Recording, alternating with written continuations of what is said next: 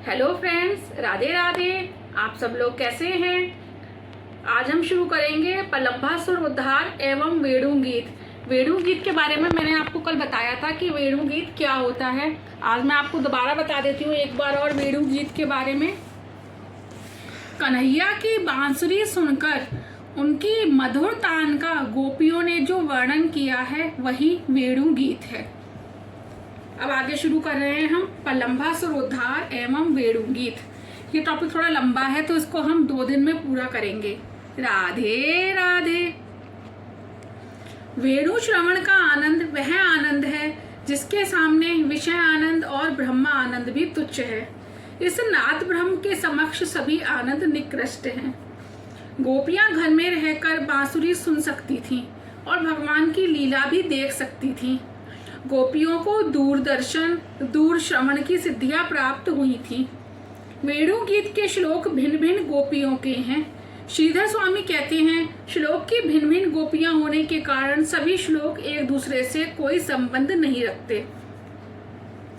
गोपियां कहती हैं, हमारे नयन तथा नयन युक्त जीवन की यही सफलता है कि जब श्याम सुंदर श्री कृष्ण और गौर सुंदर बलराम गोप बालकों के साथ वन में गाय चराने के लिए आते जाते हों, अपने औष्ठदय पर मुरली धारण किए हुए हों और हमारी और प्रेम भरी तिरछी चितवन से देख रहे हों, उस समय हम उनकी मुख माधुरी का पान कर सकती हैं। बलराम श्री कृष्ण उत्तम नटों की भांति अत्यंत शोभायमान हैं।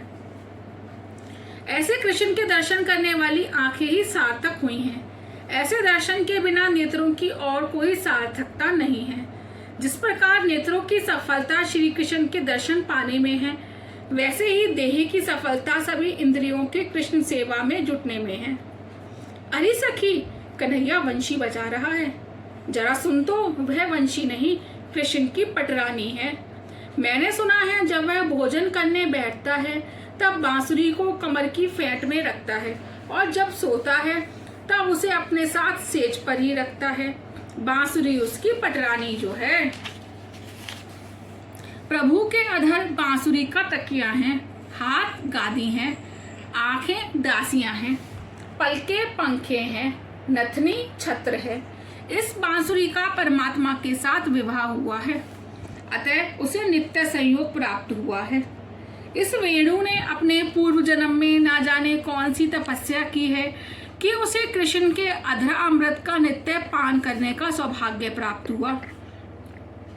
एक गोपी ने बांसुरी से पूछा, अरे सखी, तूने ऐसा कौन सा पुण्य कमाया था कि प्रभु ने तुझे अपनाया है? बांसुरी, मैंने बड़ी तपस्या की थी, मेरा पेट खाली है, मैंने अपने पेट में कुछ भी नहीं रखती। बांसुरी अपने पेट में कुछ भी नहीं रखती है, सो वह भगवान को प्यारी है। डंडा सारा वैर द्वेष कटुता अपने पेट में ही रखता है। यह सब पेट में सजोए रखने की वस्तु नहीं है। जो बांसुरी जैसा बन पाता है वह भगवान को भाता है। बांसुरी ने कहा, मुझ में कई गुण हैं, मैंने कई कष्ट झेले हैं, 6 ऋतुओं की मार भी मैंने सही है। किसी ने मेरा पेट कुरेद कर पोला कर दिया, फिर भी मैं चुप रही।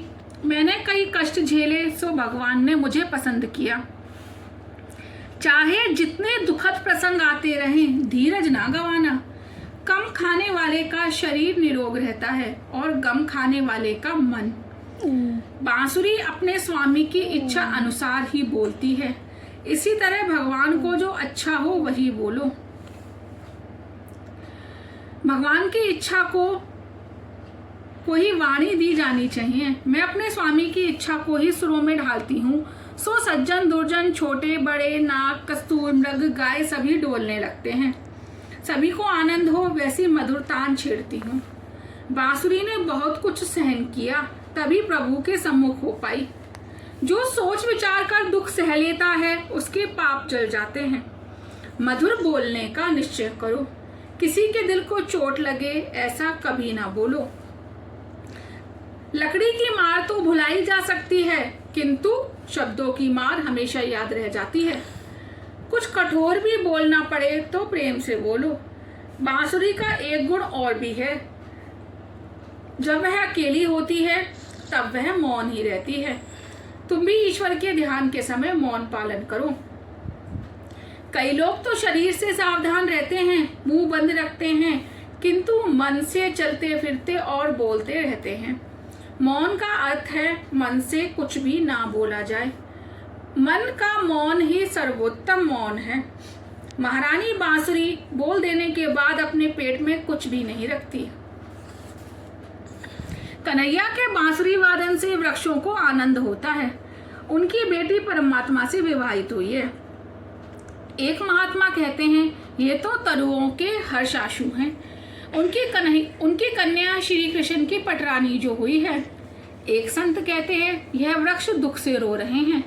वह सोचते हैं बांस का मुख्य काम घरों का खपरेल बनकर परोपकार करने का है, जबकि यह तो बांसुरी बनकर घरों को उजाड़ रही है।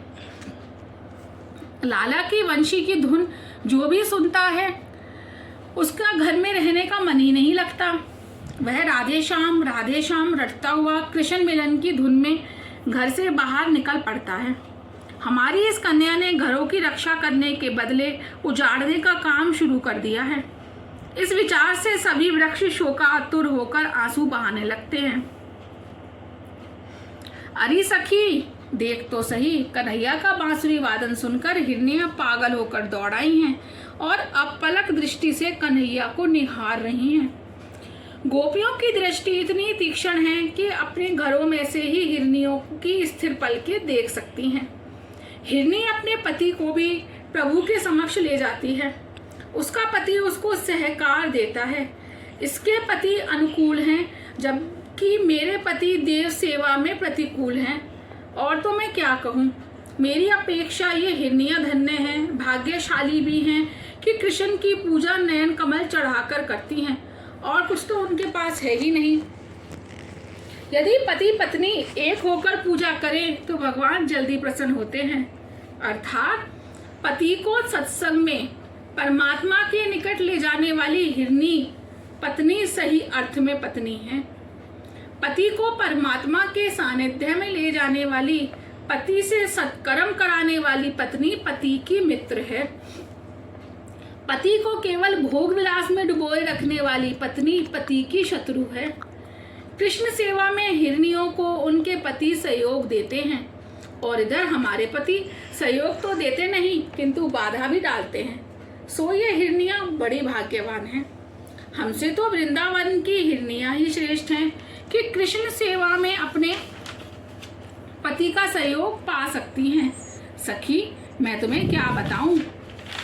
वंशीनाद सुनते ही गौ माताएं घास खाना छोड़कर अपने कान रूपी दोने के द्वार वंशी के नाद अमृत का बड़े ध्यान से पान करने लग जाती हैं। भगवान की प्रेम रसी वंशी की धुन सुनकर गायें घास चबाना भूलकर आनंद के अश्रु बहाने लग जाती हैं।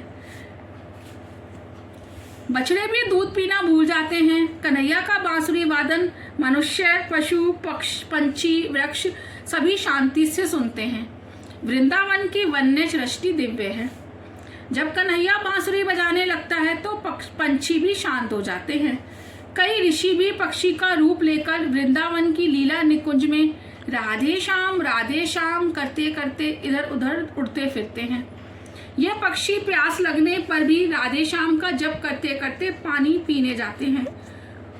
उनको गंगा के किनारे मौन रखने की आदत है, सो यहाँ भी मौन रहकर लाला की बांसुरी सुनते हैं। कुछ पंछी ऐसे भी हैं जो जमुना जी का जलपान करने के लिए भी वृक्ष से नीचे नहीं उतरते। जलपान करने जाने से कृष्ण विरह जो होगा। वृंदावन के पंछी सामान्य पंछी नहीं, पूर्व के मुनि हैं। अतः ये वृक्षों पर मौन रहकर भगवान की वंशी सुनकर आत्मा को आनंद देते हैं। धन्य है इन पक्षियों को। यशोदा आकर कहने लगी, रोज रोज कहती हूँ फिर भी कन्हैया जूता पहन कर ही नहीं जाता। सखी, चिंता ना करो, उसका एक मित्र उसके सिर पर छाता रख कर चलता है। माता, कौन है वह? गोपियाँ, वह मेघराज कन्हैया का मित्र है। अतः जहाँ जहाँ कन्हैया जाता है वहाँ छाया करता है। कन्हैया की लीला ही अनोखी है। ताप लगते ही झरझर वर्षा आ पहुँचती है। राधे राधे। आगे का कल पूरा करेंगे। धन्यवाद।